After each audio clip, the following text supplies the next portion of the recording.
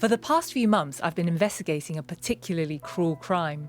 It's called the blessing scam, and it plays on superstition and exploits people's love for their families. Victims are tricked out of their money and possessions, and they're left wondering, how did that happen? I don't know why I did it. I really cannot tell you why. Like another elaborate scam I reported on for the last series of BBC Trending, the targets are people in the Chinese diaspora. Both the crooks and their victims are middle-aged and older women with Chinese heritage living in the West. And while this crime isn't exactly new, in the past year there have been a wave of cases in the US, Canada and Britain. Now a social media activist is fighting back. From launching it, I started to get loads of different messages across the UK about this incident happening to different people. It just went crazy. I'm Elaine Chong from BBC Trending, and this is the curse of the blessing scam.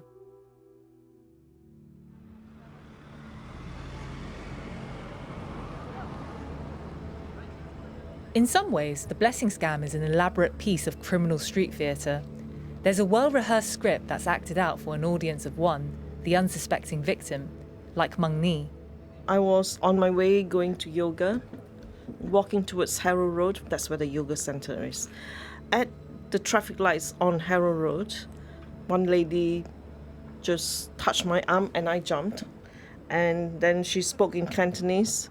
The Chinese woman who stopped Meng Ni on a West London street introduced herself as Miss Lee. She was crying. And she says, "Oh, do you know a Mr. Koh? He's a healer. My husband is very sick and needs his help. You know, he's going to die if he doesn't get treatment." Just as Meng Ni was explaining that she hadn't heard of Mr. Koh, a second Cantonese-speaking stranger appeared and joined the conversation. She said she was called Miss Chan. Did she know this traditional healer?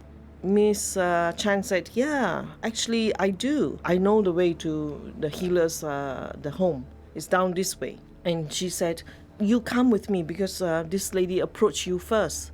But you don't know these women. I don't know. Why would you want to go with them? Because Miss Lee kept pleading with me, saying, "Oh, have a good heart, you know, we're helping somebody else, you know, just keep me company." Meng Ni says her curiosity was aroused because the women appeared in such awe of the healer's abilities. I went with them and I thought, okay, never mind. This is my second attempt trying to go to yoga and it's unsuccessful. I said maybe it's not meant to be. As the three women walked off to a quieter street, Miss Chan spotted someone she said was the healer's granddaughter, Miss Koh. Don't worry too much if you're a bit confused keeping track of all of these names. After hearing about the sick husband, Miss Koh agreed to seek her grandfather's help. Meng Ni says she and the other two women were told to wait in the street while Miss Koh disappeared around the corner. When she returned, she had troubling news.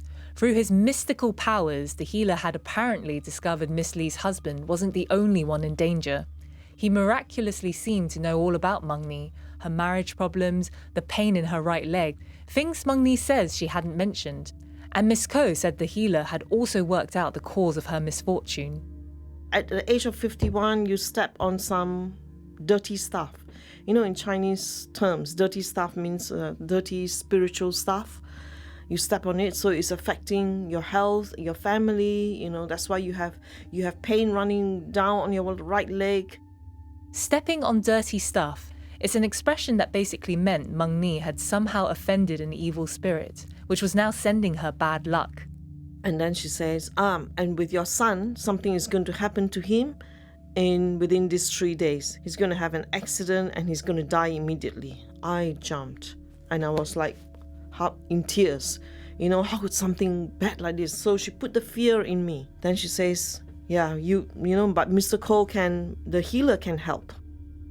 Meng Ni says she was told the healer could bestow a blessing that would protect her adult son, but certain items would be needed to make it work. You need to take a handful of rice, put it into a plastic bag, and put in as much gold as you can, and then also as much cash as you can. Meng Ni says she had been persuaded her son was now in imminent danger, and she felt reassured by the promise that her valuables would be returned to her after the blessing. You never ever have to take out. It's just for prayers, for the blessing. So I thought, there's no harm. You know, I'm not going to lose it. Accompanied by one of the women, Meng Ni rushed home and collected all her jewellery. then to the bank to withdraw more than $5,000 from her savings. It all went into the black plastic bag. Miss Ko was waiting in the same street when they returned. She said that the healer wouldn't be coming, but that he already said prayers for Meng Ni. All that remained to do was the ceremony, in which the plastic bag was placed in another bag with some medicine so the blessing would take effect, then handed back. It was quick as a flash. Her hands are so nimble. I didn't see anything. So when I went straight home, I thought, yeah, let me take out my jewelry. And inside the black bag is just a brick, piece of cake, 2 bottles of water. Yeah, that's when it just turned cold. And then I just told my son, I said, I think I've been conned. I've been scammed. Some of the items stolen had been in the family for generations. I've carried this jewelry with me for 40 years. And then now suddenly it's all gone in a, You may be struggling to understand how Meng Ni could be tricked like this, and why she placed so much trust in strangers she had just met. Well, so is Meng Ni. I don't know why I did it. I really cannot tell you why. Maybe because they put the fear in me that something's going to happen to my son, and all logical thinking got thrown out. Chinese people are a little bit superstitious in some ways, because of my upbringing, and you hear stories as well. So yeah, it could be. I'm a little bit superstitious.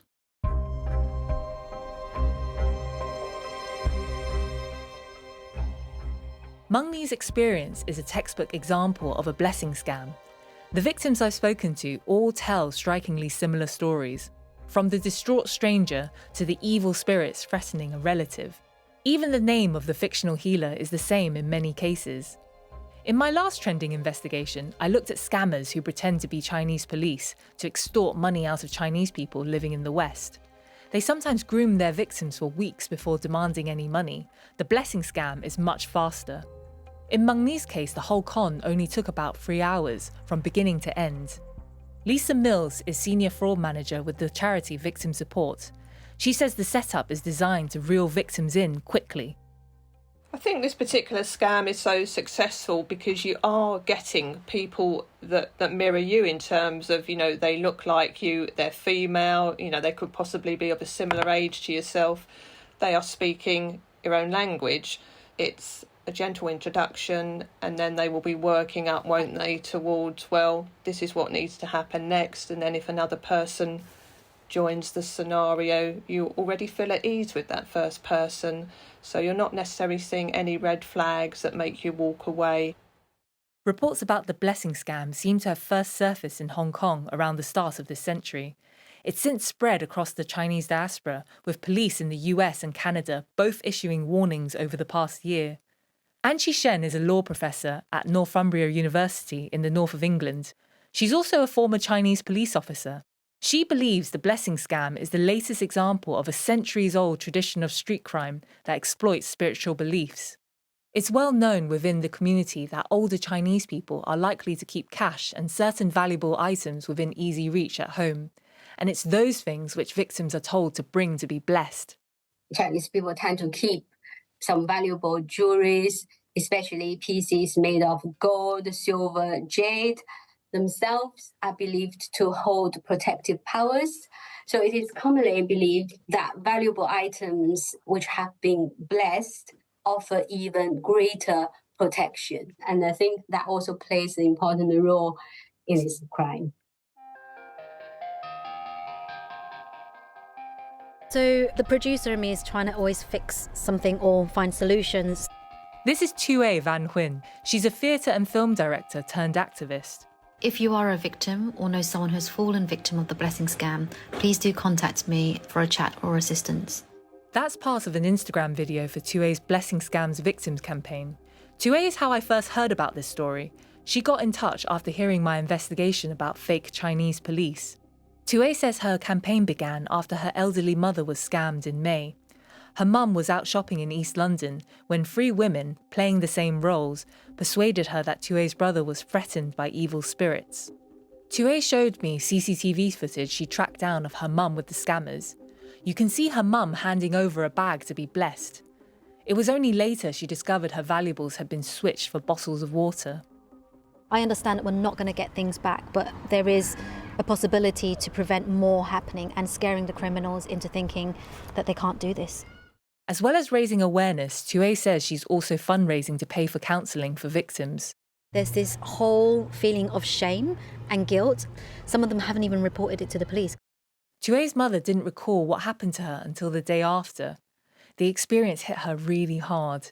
She can't explain how the crooks gained such a hold over her so quickly. So it's really hard for me to understand the whole process. And, they played on superstitious beliefs and spirits and ghosts. And, no, my mum doesn't believe in that. I do. I do hold some superstitious beliefs. I don't believe it for a second that she believes that. Tue wondered if something else might have been involved. She began to research if there was a drug that could have put her mum under somebody's influence, but also leave her lucid enough to gather valuables from hiding places around her home.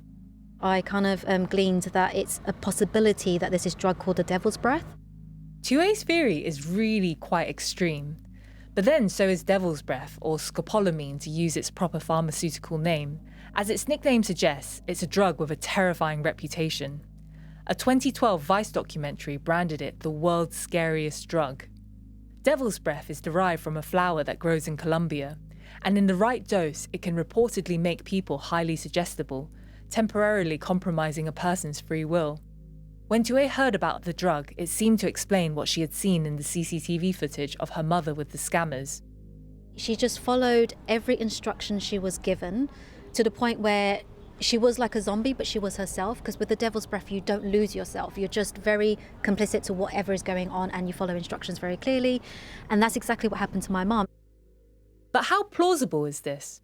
Austin Landis is an American journalist in Colombia who has reported on how devil's breath is used by criminals there. This is the Clínica Las Américas, a hospital and center for health specialists in the city of Medellin. Staff here are used to treating people who have been robbed or sexually assaulted under the influence of scopolamine. The number of cases tends to go up around payday and during city festivals. I spoke to toxicologist Dr. Hugo Alberto Gallego. Criminals target those who are alone and may approach them pretending to help, but actually seeking to exploit them. He says criminals most often slip the drug into a drink, but they may also spray it into a victim's face as a mist or perfume. Well, methods they have used on the street include, for example, using a magazine or a book.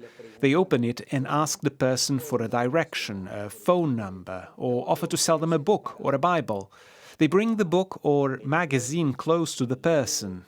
Another method is to offer soap, perfume, or an air freshener for a car or home. They open it and the person, upon smelling it, may start to feel the effects within a few minutes. When the person begins to notice the effects, they lose their will and comply. For example, the wife of a friend experienced this in a nearby neighborhood. They offered her something at the door and asked if she had cash. She said yes, and they asked her to bring it so they could keep it safe. She complied, but once the effect wore off, she wondered why she gave them the money. By then, they had already left. The criminal knows this, so they don't need to force or mistreat the person. The person just obeys. It happens the same way if the person has money in the bank. They might be asked to withdraw money and hand over their PIN number. Initially, a victim may feel dizzy, but after effects can include memory loss and even complete amnesia. Recently, I've reported on a number of cases in which foreign tourists had their drinks drugged and then were robbed after arranging to meet women through dating apps. In the most extreme cases, some men have been killed. Devil's breath has also been used in robberies in Ecuador, France, and Vietnam. But is it really being used to turbocharge blessing scams in Britain? Tue admits that there is no firm evidence to support her theory. The drug passes through the body very quickly, so it's difficult to test for, even if you know what you're looking for. Meng Ni, who we heard from earlier, also doesn't believe she was drugged. It's not clear how Tue's mother would have been given devil's breath, though Tue suspects it may have been sprinkled on her mum's coat, which the scammers stopped her from removing. Other victims have suggested they might have been hypnotised, but could it actually have just been skillful psychological manipulation? We just don't know. Meanwhile, warnings about blessing scams are circulating in British Chinese Facebook groups. In the comments, people are posting their own stories of being approached. Hey, I thought I'd send you a voice note. And Tue keeps updating me about sightings of suspects. So they're operating in Romford today. And there have been unexpected revelations. I asked my colleague Vivian Wong about blessing scams in Hong Kong, where she usually lives. And to my surprise, she told me she had been targeted here in London, not far from the BBC offices where I am now. So I showed her some of Tue's photos of scammer suspects. Okay, hold on. So this is one of them. Yes, this is exactly. This one, the second one. Yes. What about them? Yes. These two as well? This, another lady, yes. The women were very insistent Vivian accompany them to see a healer, but she had a lucky escape. Because from their expressions, they seems very desperate, wanting me to go together with them. I suddenly had some gut feeling that something might be weird, and then so I said, no, I'm in a rush to go to work. And then Vivian recognised even more faces in the photos. And then these two women, they just tries to standing a little bit away and then tries to listen to us. But actually, finally, when I look back from the other corner, 4 of them, they were together. So all 4 of these women you met, these were the exact same 4 back in January? Yes. As I'm recording this now, the scammers are still at large, but Meng Ni says she hopes the law catches up with them soon. But what annoys me a lot as well as these people are conning their own people.